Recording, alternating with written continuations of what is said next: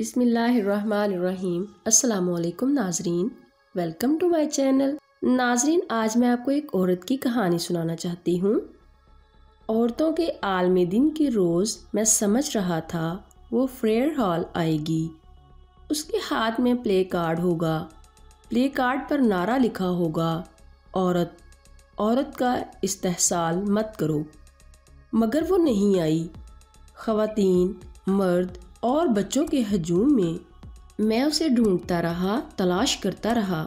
اس عورت کے بارے میں اتنا کچھ جانتا ہوں جتنا میں اپنے بارے میں جانتا ہوں۔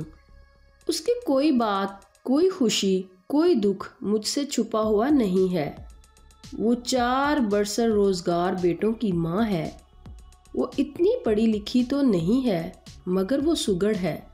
اس کا میاں یعنی شوہر، اس کا مجازی خدا، ایک سرکاری محکمے میں بڑا افسر لگا ہوا تھا۔ آئے دن ملکی اور غیر ملکی دوروں پر نکل جاتا تھا۔ اپنی خوبصورت تیز ترار سیکرٹری کو ہمیشہ اپنے ساتھ رکھتا تھا۔ ہماری کہانی کی عورت، ہم بھی طوطے نہیں پالتے، مگر زندگی میں کبھی کبھار ایسی کچھ انہونی واردات ہو جاتی ہے کہ کبھی نہیں پالنے کے باوجود ہمارے ہاتھوں کے طوطے اڑ جاتے ہیں۔ ہماری کہانی کی عورت کے ہاتھوں کے طوطے تب اڑے جب اس کے میاں صاحب یعنی شوہر نامدار نے اپنی تیز ترار پڑھی لکھی سیکرٹری سے شادی رچا لی، وہ بھی بڑی دھوم دھام سے۔ جوان اور خوبصورت سیکرٹری صاحبہ نے اڈھیر عمر کے باس سے شادی کرنے کی حامی تب بھری تھی کہ جب وہ اپنی بیوی کو طلاق دے گا اور 4 بچوں سے جان چھڑائے گا۔ ہاتھوں کے طوطے اڑ جانے کے بعد ہماری کہانی کی عورت خوبصورت اور تیز ترار سیکرٹری کے پاس گئی۔ اس کے آگے گڑ گڑائی تھی، مگر بے سود۔ اڑ جانے کے بعد ہاتھوں کے طوطے پھر لوٹ کر نہیں آتے۔ ہماری کہانی کی عورت کو طلاق ہو گئی اور وہ اپنا اور 4 بچوں کا پیٹ پالنے کے لیے، ان کی تعلیم پر اٹھنے والے اخراجات پورے کرنے کے لیے محنت مزدوری کرنے لگی۔ دن ہفتوں میں، ہفتے مہینوں میں اور مہینے برسوں میں بدلتے رہے۔ آج کے چھوٹے بچے کل بڑے ہوتے گئے، ماں بوڑھی ہوتی گئی، بچے تعلیم مکمل کرتے گئے اور ملازمت سے لگتے گئے، ماں کی خدمت کو بندگی سمجھنے لگے۔ ماں کو مکمل آرام مہیا کرنے کے لیے انہوں نے گھر کے کام کاج کے لیے ماسیاں اور ملازم رکھے۔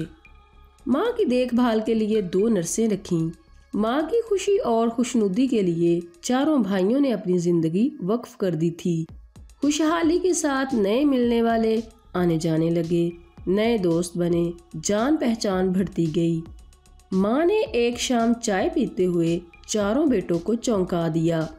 اپنے بڑے بیٹے کی طرف دیکھتے ہوئے ماں نے کہا، میں نے عبدالشکور کے لیے ایک لڑکی پسند کی ہے۔ میں نے لڑکی کے والدین سے بات پکی کر لی ہے۔ اپریل کی 15 تاریخ عبدالشکور کی شادی ہوگی۔ عبدالشکور کی شادی ہو گئی، بہو گھر میں آئی۔ بہو کے ساتھ اس کے مرد اور خواتین دوست بھی گھر میں آنے جانے لگے۔ وہ نہ دن دیکھتے تھے اور نہ رات، دھمکتے تھے، پورے گھر میں دن دناتے پھرتے تھے۔ ایک مرتبہ ماں نے بہو کو سمجھانے کی غلطی کی۔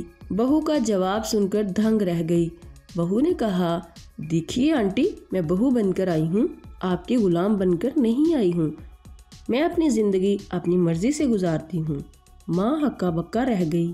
ایک روز عبدالشکور ماں کے پاس آیا اور کہا، ماں، روزینہ الگ اور خود مختار ہو کر رہنا چاہتی ہے۔ ہم نے ایک اپارٹمنٹ لے لیا ہے، وہاں شفٹ ہو رہے ہیں۔ عبدالشکور کے چلے جانے کے بعد ماں نے دوسرے بیٹے عبدالغفور کو پاس بلا کر اپنے پاس بٹھایا اور کہا، عبدالغفور، گھر سونا ہو گیا ہے، میں چاہتی ہوں کہ تم شادی کر لو۔ عبدالغفور نے سر جھکاتے ہوئے کہا، آپ لڑکی پسند کر لیں، میں شادی کر لوں گا۔ نہیں بیٹا، ماں نے کہا، اپنی پسند کی لڑکی لا کر میں نے اس کا نتیجہ دیکھ لیا ہے، لڑکی تم پسند کرو۔ عبدالغفور نے شرماتے ہوئے پڑوس میں رہنے والی ایک لڑکی کا نام لیا۔ ماں نے لڑکی کے والدین سے بات کی اور اگلے ماہ عبدالغفور کی شادی اس لڑکی سے ہو گئی۔ نئی نویلی دلہن رات بھر فلمیں دیکھتی تھی اور دوسرے روز دوپہر کے 12 بجے نیند سے اٹھتی تھی۔ नाश्ता अपने बेडरूम में मंगवाती थी। दोपहर का खाना रात 8 बजे यूट्यूब पर प्रोग्राम देखते हुए खाती थी और रात का खाना रात के 2 बजे अपने बेडरूम में खाती थी। एक रोज़ दुल्हन ने अपनी सास से कहा, आप जब देखो मुंह बसोरे रहती हैं, मैं आपकी वजह से अपनी आदतें बदल नहीं सकती।